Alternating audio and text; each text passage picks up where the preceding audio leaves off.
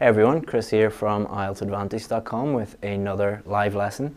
Today's live lesson is all about listening. So we've had a huge number of people emailing us over the past few months saying that they need a band 8 in listening. It seems that many people want to move to Canada. They need that 8,777, and sometimes what's stopping them getting there is they're getting 7.5 in listening, which is a great score, but if they had that 8 or even above 8 in the listening test, they would get to Canada. Also, countries like Australia, for example, has a point system for immigration, so the higher your score, the more points you're going to get. So getting a higher score in listening is really going to help you. And in general, just thinking a little bit strategically, you want to not be worrying so much about the listening test, because you're probably going to be worrying a lot about the writing test, maybe even the speaking test. So if you have learned these things, which I'm about to teach you, and you've done all of these things, then you're going to make the whole test day a lot easier on you, because the less stress you have, the better. So the whole aim of this lesson is to give you things that actually work. First of all, I'm not going to give you any tips or tricks, because tips or tricks do not work. Tips or tricks, these are the best way to prolong your IELTS journey, to make it long, to make it hard, so that you will waste money. Like, how much money is it these days to do the test? How much money are you wasting every time you fail the test? By looking for tips and tricks, you think that you're saving time, you think it's going to be easy, but in the long run, tips and tricks do not work. You're not going to trick your way to go from a band 7 to a band 8 on the listening test. You're just not going to be able to do that. So none of the things I'm going to teach you today have to do with any tips or tricks. Why? They don't work. If they worked, I would tell you, but they don't. So number one, stop looking for tips and tricks. They do not work. Number two, listen to English every day. Now this sounds really obvious. This sounds like something that, you know, of course I'm going to do that. But very few students who I actually work with on a one-to-one basis, when they have a problem with listening, normally the first thing I say is, well, how many hours a day do you listen to English? Normally the answer comes back, hours per day. Like, I don't listen to even 1 hour per week. If you count up the number of minutes you spend each week listening, like, I have lots of podcast apps on my phone, and some of them are really cool. They can tell you how much you're listening. I think the new iPhones, or the new update for iPhone, tells you how much time you spend on each app, and there's a lot of apps that do tell you that. If you add up all the time you spend listening to podcasts or YouTube, or watching TED Talks, it's a lot less than you think. But it's so easy these days to listen to English every day, because we carry it with us on our phone. So you could watch TV, you could listen to the radio, you could listen to podcasts, you could watch YouTube, you could listen to TED Talks, and I'm sure that there are hundreds of other ways that you could listen to English. If you live in an English-speaking country, go out and speak to people and listen to how people talk. The key here is not which TV show will help you improve your IELTS score, or which podcast will help you improve your IELTS score, or which TED Talks. It's about consistently doing it every single day.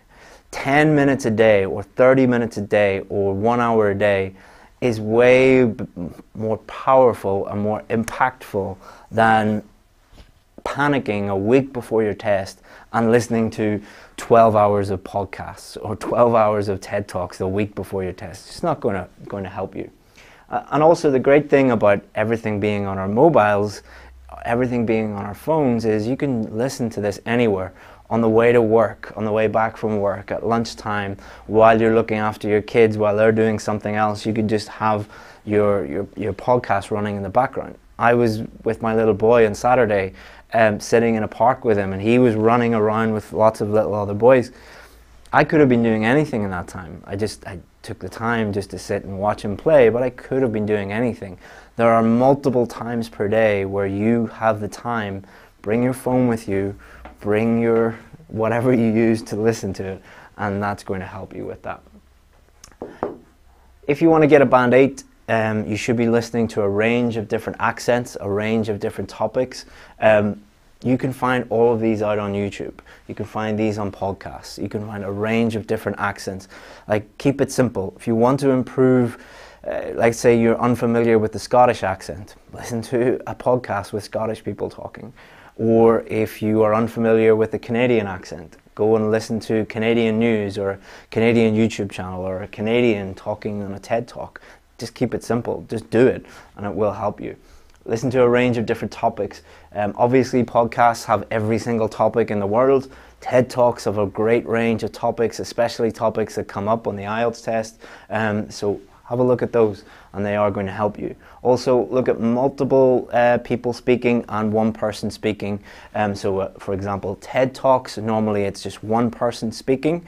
That's going to be tested on the listening test.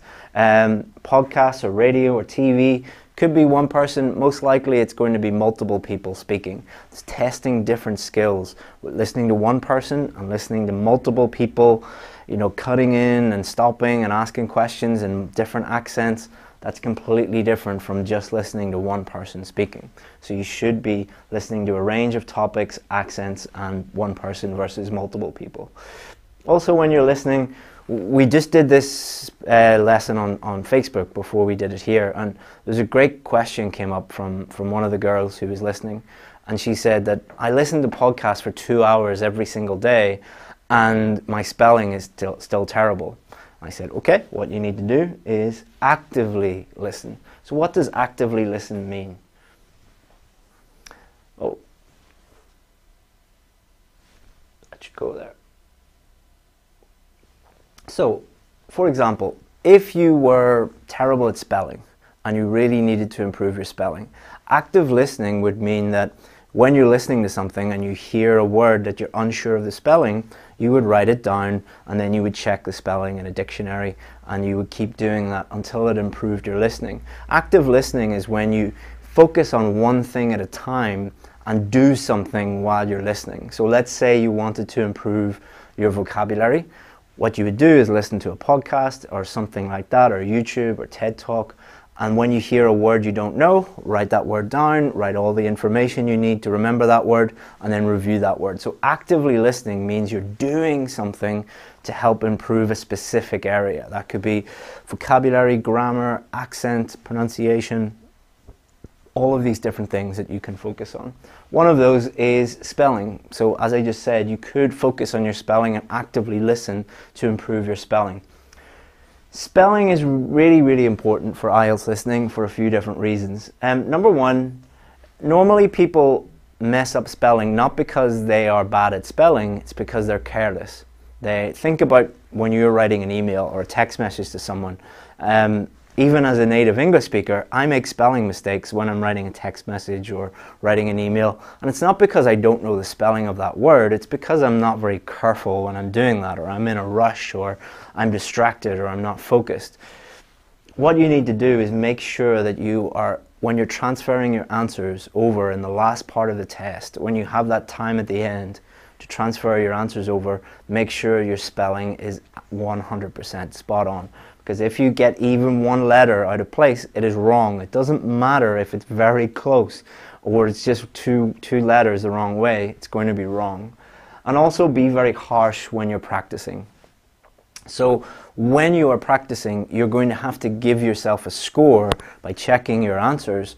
Often when people check those answers, if the spelling is a little off, they'll give themselves a mark. They will tick it and they will give themselves that correct answer. You need to be realistic. You need to know your real score before you do the test. I was working with one student a couple of weeks ago and they said to me, every time I do the test I get like an 8 or 8.5 when I'm practicing at home, but when I do the test it's like 7.5. So they were getting really high scores in practice, lower scores on test day. I wasn't sure what this was, and then I looked at their actual answers, and multiple answers were spelt incorrectly. But they were giving themselves the correct answer. They're like, ah, it's just a little bit off. That doesn't matter. On the test, they're going to give you an incorrect answer for that. So be harsh and record your mistakes. Get yourself a notebook, just a plain notebook. Could be any sort of notebook you want, and it doesn't matter how expensive the notebook is. The important thing is that you have just a blank notebook to record your mistakes, and then once you finish doing all your practice, review it, and you'll start to see patterns, and then you can correct all your mistakes, and that's really going to help you.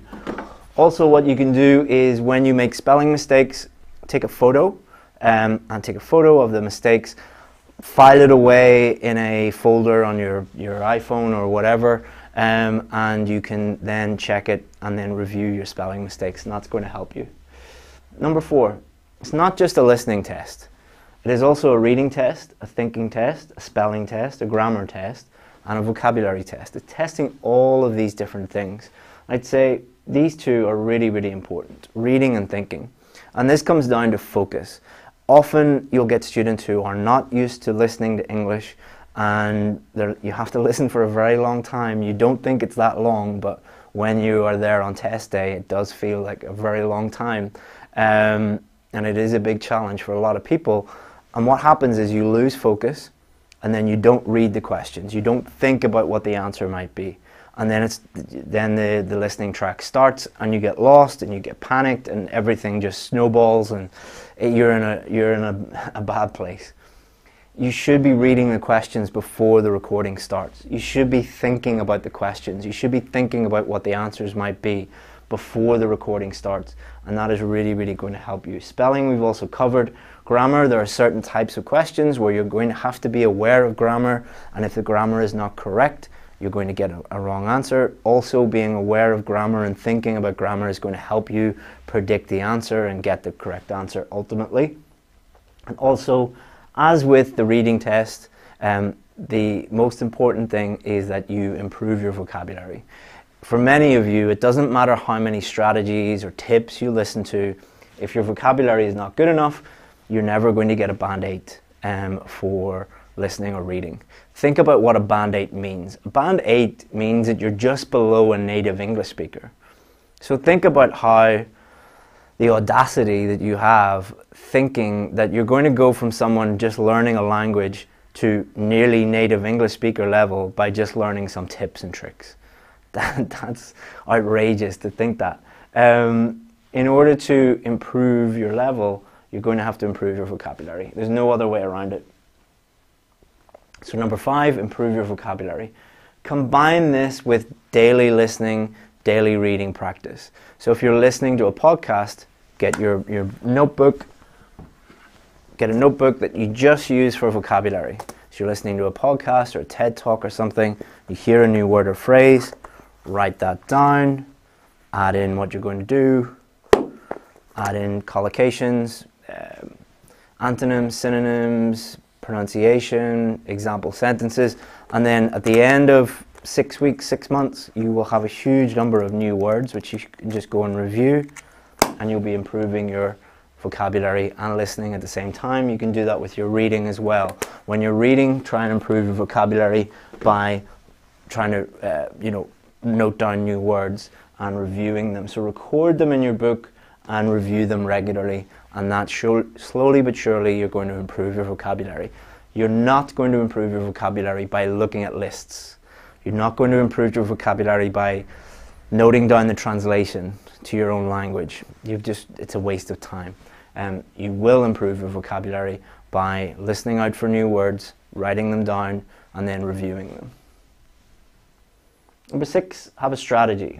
There are many different types of questions. So you're probably more familiar with the reading questions like true, false, not given, multiple choice, matching headings, summary completion.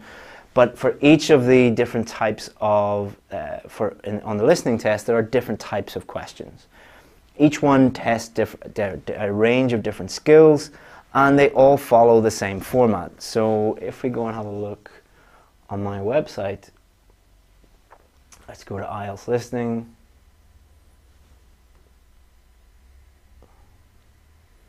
Must already be listening.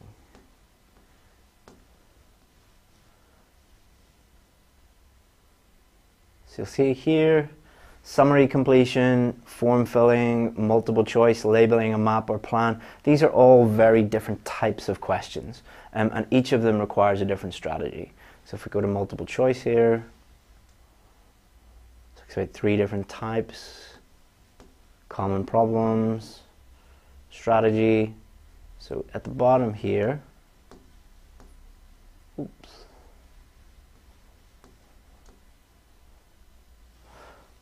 We have a 9-point strategy. So you don't have to follow this exact strategy. You can come up with your own strategy. But the key is that you want to not be become a robot on test day, but just do things automatically on test day. So you're going to have to do so many different things on test day that you want to be using a strategy like this so that when you see these different types of questions, you know exactly what to do. And that's going to mean that you can focus on getting the correct answer more. And they all follow the same format, so you can just learn that strategy and apply it. Doesn't mean that the strategy will guarantee that you get the correct answer, but it's really going to help your chances of getting the correct answer. And number 7, practice strategically. So practice alone will not help and will actually waste time. So many of you think that in order to improve to a band 8 in listening, you just need to do lots and lots of practice. Wrong. You're wrong. You're not going to help. Could I learn how to drive by just driving around a racetrack again and again and again and again? No. You can't just do practice tests. You have to practice strategically. Because number 1, it's not improving your score, but number 2, it's wasting your time. If you did, lots of students that I speak to say, I've done all 13 of the Ielts, the Cambridge Ielts practice series. Like that's a long time. For listening alone, that would be what, 40, 50 hours of your time? If you didn't think strategically about this and do some crucial things, then you've just wasted your time. And you wouldn't believe the number of students that I speak to that are really, really angry with the fact that they have spent all that time practicing and their scores aren't improving. And it really comes down to this, practicing strategically. And what I'm going to do is I'm going to do a whole lesson on how to practice strategically for listening on Wednesday. Same time Wednesday, join me here on YouTube and we'll go through that. I wanted to do a separate lesson because it's so important, and I really think a lot of you are going to benefit from that one on Wednesday. So let me see if there are any questions.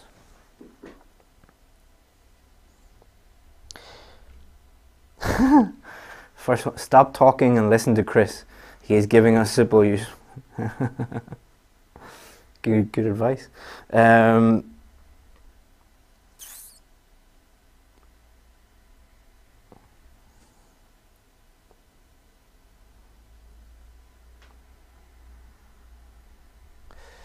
Yeah, because it's really difficult for me to find questions when all of you are just having little conversations.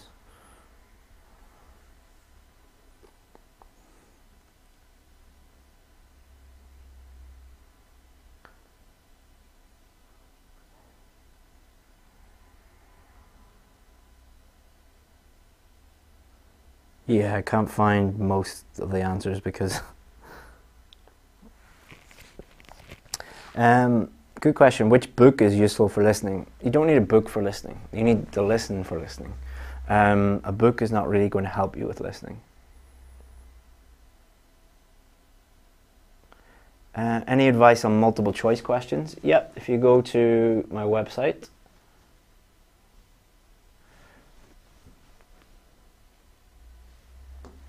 go to, oops.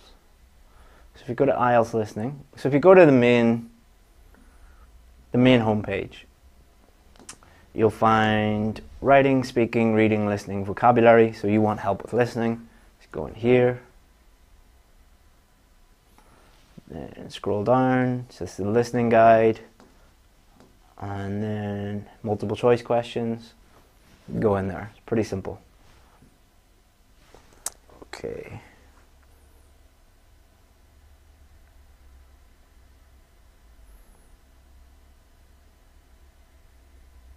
Will I be starting a $1 listening challenge? No, we're probably never going to do. I can say 100% we're never going to do a $1 listening challenge. And we probably will never do another $1 challenge ever again. Hopefully not. Good question. Should we learn explanation of words rather than translation? Yes, of course. Translation is not going to help you. It doesn't help you understand the meaning of the word, how the word is used in a sentence, the grammar, the collocations, the synonyms, the antonyms. It's really a waste of time. Any good teacher, if you are in their classroom, they should ban, like do not allow any translation. It should be 100% in English.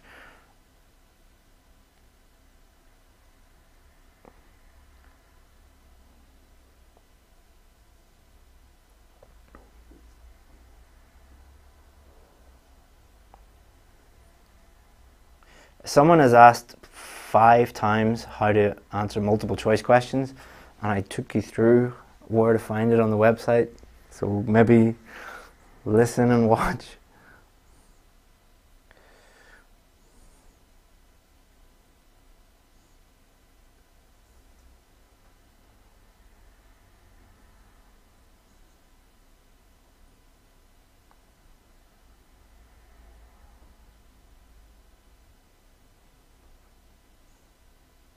Okay. Thank you for all your questions.